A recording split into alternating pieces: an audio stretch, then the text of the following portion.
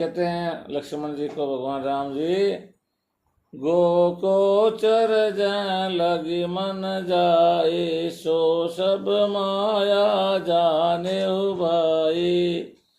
तय कर भेद सुनाओ तुम सो, विद्या अपर अविद्या दो।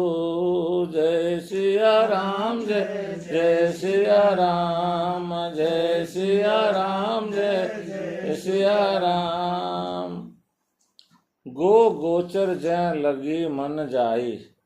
गो यानी इंद्रियां, और गोचर जो इंद्रियां जहां तक देखती है, इंद्रियों का जो विषय है। मन बुद्धि जैं लगी मन जाए, हमारा मन जो कुछ सोच सकता है, जितने दूर जा सकता है, सो सब माया जाने भाई। वो सब माया ही माया है। मन की दौड़ माया से बाहर नहीं है।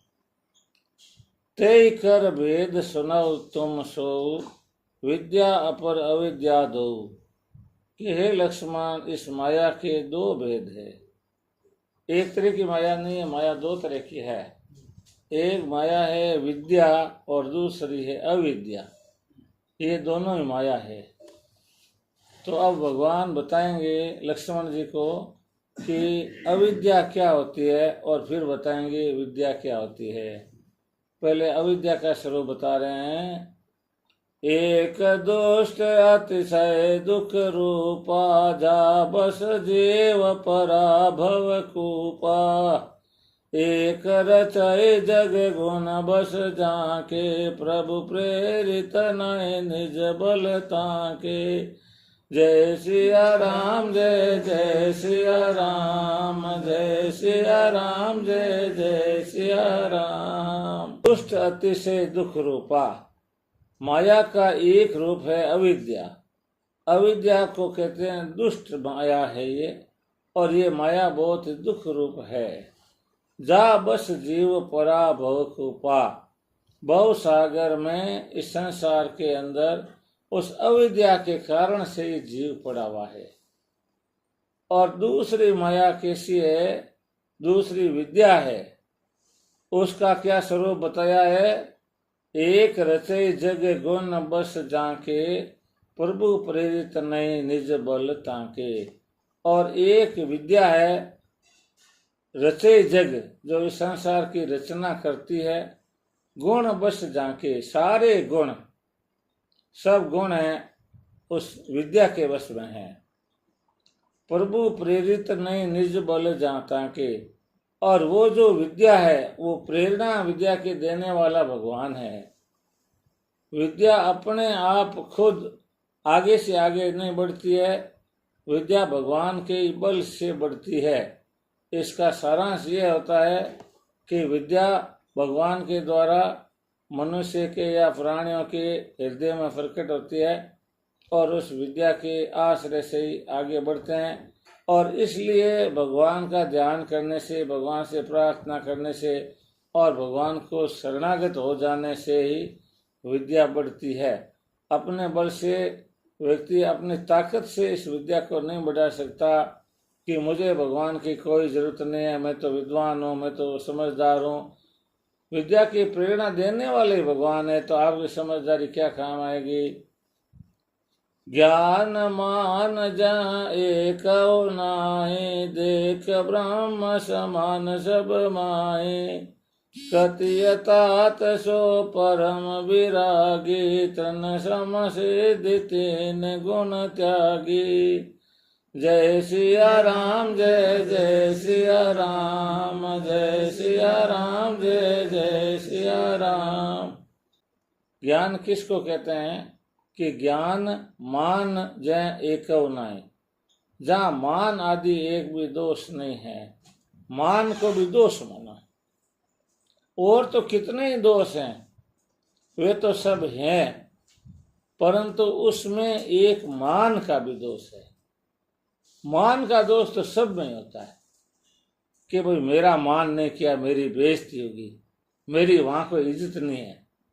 ये मान का भी बहुत भारी दोष है कि जहाँ पर कोई अच्छी चीज है, जहाँ की उपलब्धि है, वहाँ मान के चक्कर में हम उससे वंचित रह जाते हैं। हम कहीं सत्संग में जाते हैं साधुओं की शरण में जाते हैं, उनके चरणों में बैठ करके विद्या प्राप्त करते नहीं है। हम कहते हैं महाराज जी ने हमारा मान सम्मान नहीं किया, इज्जत नहीं की। तो इस तरह से मान का भी बहुत बड़ा दोष है। तो कहते हैं लक्ष्मण जी को भगवान श्री राम जी कि जो मान की इच्छा रखता है ना, उसके पास ज्ञान नहीं होता है। ज्ञान वह है जहाँ मान आदि एक भी दोष नहीं है। देखे ब्रह्म समान सब माही। सही ज्ञान वो है कि सब के अंदर ही भगवान देखता है। मान कौन किसका करे, अगला जो दिखाई दे रहा है सामने वो भी ब्रह्म है, वही भगवान का रूप है। और जो आशा कर रहे हैं कि कोई हमारा मान करे, हम भी भगवान का ही रूप है। तो इस तरह से जैसे पानी होता है कोई एक बर्तन में भरा हुआ, तो पानी का एक कण दूसरे कण से कहे कि इस कण ने मेरा मान नहीं किया, उस कण ने मेरा मान नहीं किया, ये तो फालतू जैसी बात लगती है। जब घट घट में कण कण में अपने आप में ब्रह्म ही दिखाई देने लगे तो इसको ज्ञान कहते हैं। इस तरह का जब तक आभास नहीं होता है तब तक ज्ञान होता ही नहीं है। तब तक मैं और मेरा, तू और तेरा ये बना रहता है। और इसी को कहते हैं अविद्या और इसी को कहते हैं माया। मैं और मेरा, तू और तेरा मिटते ही सारा ये ब्रह्म है जो दिखाई देता है, सब भगवान ही दिखने लगते हैं सब में। और मान शब्द ये गुण वगैरह सब गायब हो जाते हैं। आगे बताते हैं कई तात सो परम विरागी तृण सम सिद्धि तीन गुण त्यागी। और वैरागी का भी पूछा था लक्ष्मण जी ने कि कहो ज्ञान विराग तो और माया। तो भगवान ने माया के बारे में पहले बताया और अभी बता दिया ज्ञान के बारे में। और अब वैरागी के बारे में बताते हैं कि वैरागी कौन है। तृण सम सिद्धि तीन गुण त्यागी, जिसने 8 सिद्धियां हैं, अणिमा महिमा गरिमा लघिमा प्राप्ति प्रकाश में ईशत वशित, ये सब, इन सब को तिनके की तरह छोड़ दिया। और 3 गुण है जो है सत्वगुण रजोगुण तमोगुण, इन तीनों गुणों का भी त्याग कर दिया, इनसे एकदम मुक्त हो गया। ये उस पर लागू ही नहीं होते हैं, सिद्धियों की इच्छा ही नहीं है। और तीनों गुण त्याग दिए। तमोगुण के अंदर तामस गुण है जिसके अंदर गुस्सा वगैरह आता है। रजोगुण के अंदर में राज से किसी पर शासन करने की इच्छा पैदा होती है। और सत्वगुण के अंदर एकदम सुख शांति से शुभ इच्छाएं पैदा होती है। इनसे भी ऊपर जो हो जाता है उसको कहते हैं वैरागी। किसी भी चीज से कोई लगाव नहीं होना और उसके रहने से या नहीं रहने से जरा भी असर नहीं पड़ना, उसको कहते हैं वैरागी। वस्तु कोई आ गई, कुछ भी उपलब्धि कुछ भी हो गई तो भी मानसिक स्थिति में कोई फर्क नहीं पड़ना। और वस्तु यदि अपने अधिकार क्षेत्र से चली गई तो भी जैसे गई ही नहीं और आई तो आई ही नहीं, इस तरह का जिसका भाव होता है उसको कहते हैं वैराग्य। कहिए तात सो परम विरागी तृण सम सिद्धि तीन गुण त्यागी। तीनों गुण त्याग दिए तिनके के समान, और जिसने सारी सिद्धियों को त्याग दिया वो वैरागी है। माया ईसन आप कहूं जान कहिए सो जीव, बंध मोक्ष प्रद सर्व पर माया प्रेरक शिव। सियावर रामचंद्र भगवान की जय है। माया ईश न आप कहूं जान कहिए सो जीव। जीव कौन है? जीव के बारे में भगवान रामचंद्र जी लक्ष्मण जी को बताते हैं कि जो माया ईश न आप कहूं जान कहिए सो जीव। जो माया को नहीं जानता है, ईश्वर को भी नहीं जानता है, न आपू कहूं न आपको, इन तीनों को जानता नहीं है कि माया क्या है उसको पता नहीं है, ईश्वर कौन है ये भी मालूम नहीं है, और मैं खुद कौन हूं ये भी जिसको पता नहीं है। जान कहिए सो जीव। जो माया और ईश और खुद को तीनों को नहीं जानता है वो जीव है। बंध मोक्ष प्रद सर्व पर माया प्रेरक शिव। तो कहते हैं जो बंधन और मोक्ष देने वाला सबसे परे और माया का प्रेरक है। फिर का ईश्वर कौन है? बंध मोक्ष प्रद सर्व पर, कि जो बंधन भी देने वाला है, कर्मों के अनुसार बंधन भी दे देता है, जन्म मरण के चक्कर में डाल देता है, और जिसके शरण में चला जाए तो मोक्ष भी दे देता है। बंध मोक्ष प्रद सर्व पर, जो सबके ऊपर है। माया प्रेरक शिव, जो माया को प्रेरणा देता है। माया जिसके सारे से चलती है, माया जो रचना करती है। माया का मतलब जैसे पेड़ पौधे पे फल कौन लगाता है, नदियों में पानी कौन बहता है, आकाश में से बादल कौन, सूर्य को कौन उगाता है, पृथ्वी को कौन घुमाता है, ये किसी न किसी की प्रेरणा से तो हो ही रहा है ना। जो प्रेरणा दे रहा है ना, वो शिव है, यानी वो ईश्वर है। ईश्वर इन सब का संचालन करने वाला माया का पति है, मायापति। जो अपने आंखों से हम देख रहे हैं, कानों से सुन रहे हैं, मुंह से बोल रहे हैं, जहाँ तक हमारे विचार जा रहे हैं, सब कुछ ये माया है। इसकी प्रेरणा देने वाला मायापति परमपिता परमात्मा है। और जो माया को नहीं जानता है, ईश्वर को भी नहीं जानता है और खुद को भी नहीं जानता है, वही जीव है। धर्म ते विरति जोग ते ज्ञान, ज्ञान मोक्ष प्रद भेद बखाना। जाते बेगे द्रव में भाई, सो मम भगति भगत सुखदाई। जय सिया राम, जय जय सिया राम, जय सिया राम, जय जय सिया राम। भगवान अधूरा काम नहीं छोड़ते, लक्ष्मण जी को पूरा समझाते हैं कि कैसे ज्ञान होता है, भक्ति कैसे होती है, वैराग्य कैसे आता है, मोक्ष कैसे मिलता है, और आप भगवान कैसे खुश होते हैं, भक्ति कैसे मिलती है। इस चौपाई में बताते हैं, धर्म ते विरति जोग ते ज्ञाना, कि हे लक्ष्मण, धर्म करने से वैराग्य प्राप्त होता है। कितनी बड़ी बात है। वैराग्य का मतलब ये होता है, वैराग्य का विपरीत जो होता है वो हो गया प्रीति होती है। वस्तुओं में अपनापन स्थापित कर लेना, उसको कहते हैं प्रीति, और अपनापन छोड़ देना, ये होता है वैराग्य। धर्म से ये वैराग्य प्राप्त होता है। क्यों? धर्म हमेशा निस्वार्थ भाव से किया जाता है। कबूतरों को दाना डाला तो कोई आशा नहीं है वापस, परंतु जो त्याग किया दाने का, त्याग करने से छोड़ने की प्रवृत्ति आ गई, विरति हो गई। जिस अनाज को मेरा मेरा मानते थे, मेरा खाने काम आएगा, मेरे जरूरी है, उसको त्याग किया तो विरति आ गई। ये वृत्ति का रास्ता हो गया। धन को दान में दिया, कहीं भी किसी जगह लगा दिया, तो दान देते ही धर्म कर दिया, धर्म करते ही धन पास में से चला गया, तो वृत्ति आ गई कि इसमें भी जीव नहीं है। इस तरह से ऐसे अभ्यास करते करते, धर्म करते करते करते करते धीरे धीरे किसी की सेवा की, सेवा का फल तो कुछ मिलने वाला नहीं है, वो तो कोई उसका भुगतान तो कोई होने वाला नहीं है, फ्री में सेवा की बूढ़े आदमी की, तो समय निकाल के, तो इसका मतलब ऐसे करते करते वृत्ति आ जाती है, वैराग्य हो जाता है।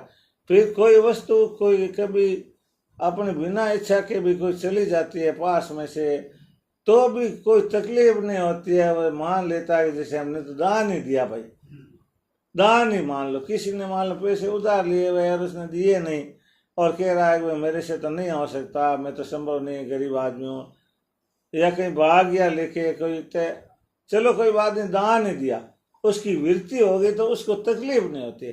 अन्यथा तो फिर उसमें जीव लगा ही रहता है, तो माया से बाहर जाता ही नहीं है। तो धर्म करने से वृत्ति होती है। और जोगते ज्ञाना, ज्ञान होता है जो जोग से होता है।